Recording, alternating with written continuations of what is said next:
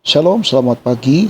Selamat berjumpa kembali di dalam program Renungan Embun Pagi bersama Kota Daud Ministry. Bapak Ibu Saudara sekalian, tema renungan pada pagi hari ini adalah Rahasia Kristus. Tema ini saya ambil di dalam kitab Efesus pasal yang ketiga, ayat 1 sampai dengan ayat yang ke-6. Demikianlah firman Tuhan. Itulah sebabnya aku ini, Paulus, orang yang dipenjarakan karena Kristus Yesus untuk kamu, orang-orang yang tidak mengenal Allah. Memang kamu telah mendengar tentang tugas penyelenggaraan kasih karunia Allah yang dipercayakan kepadaku karena kamu, yaitu bagaimana rahasianya dinyatakan kepadaku dengan wahyu, seperti yang telah kutulis di atas dengan singkat. Apabila kamu membacanya, kamu dapat mengetahui daripadanya pengertianku akan rahasia Kristus yang pada zaman angkatan-angkatan dahulu tidak diberitakan kepada anak-anak manusia, tetapi sekarang dinyatakan di dalam roh kepada rasul-rasul dan nabi-nabinya yang kudus, yaitu bahwa orang-orang bukan Yahudi karena berita Injil turut menjadi ahli-ahli waris dan anggota-anggota tubuh dan peserta dalam janji yang diberikan dalam Kristus Yesus. Saudaraku sekalian, seorang rasul yang bernama Paulus diutus oleh Tuhan Yesus kepada kita sebagai orang-orang bukan Yahudi menurut daging untuk memberitakan kepada kita berita keselamatan di dalam Yesus Kristus. Dan berita ini ditulisnya surat kepada jemaat di Efesus, suatu rahasia di mana pada masa dahulu tidak diberitakan kepada anak manusia, suatu rahasia yang tersembunyi di dalam Kristus. Dan rahasia ini diwahyukan Allah kepada Rasul Paulus, kepada kita yang tidak termasuk orang Yahudi menurut daging, yang dahulu kita tidak mengenal Allah. Tanpa Kristus, kita tidak dapat mendapat bagian dalam ketentuan-ketentuan yang dijanjikan, tanpa pengharapan dan tanpa Allah di dalam dunia.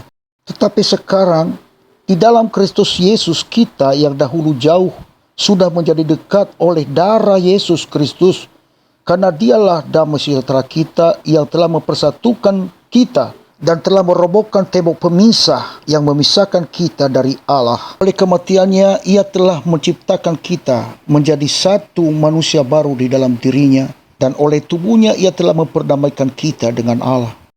Saudaraku sekalian, ada kalimat yang menarik yang ditulis oleh Rasul Paulus ini kepada jemaat di Efesus. Bahkan kalimat ini, ia sering menyampaikan ini kepada jemaat yang lain. Kalimat yang pertama adalah karena Kristus, dan yang kedua adalah di dalam Kristus. Garis bawahi kalimat ini saudara, karena ini sangat penting supaya kita dapat mengerti apa yang sedang diberitakan oleh Rasul Paulus kepada kita orang-orang yang bukan Yahudi menurut daging. Pengertian yang pertama memiliki maksud bahwa oleh karena Kristus, Rasul Paulus rela untuk dipenjara demi untuk memberitakan Injil. Ia meninggalkan segala sesuatu karena Kristus. Oleh karena Kristuslah kita mendapat bagian di dalam persekutuan dengan Tuhan. Ia telah memperdamaikan kita oleh tubuhnya sehingga kita beroleh keselamatan. Oleh karena Kristuslah kita beroleh kasih karunia Allah. Oleh karena Kristuslah kita mendapat bagian sebagai ahli waris dari janji-janji Allah. Oleh sebab itu, kalau bukan Kristus, kita nggak mungkin mendapatkan semuanya itu. Itulah sebabnya kita patut bersyukur dan mengasihi Dia dengan segenap hati dan dengan segenap jiwa. Pengertian yang kedua, yaitu di dalam Kristus, artinya bahwa di dalam Yesus Kristus kita dibangun menjadi bangunan yang tersusun rapi, menjadi bait Allah yang kudus di dalam Dia. Di dalam Dialah kita beroleh kemenangan dan kekuatan.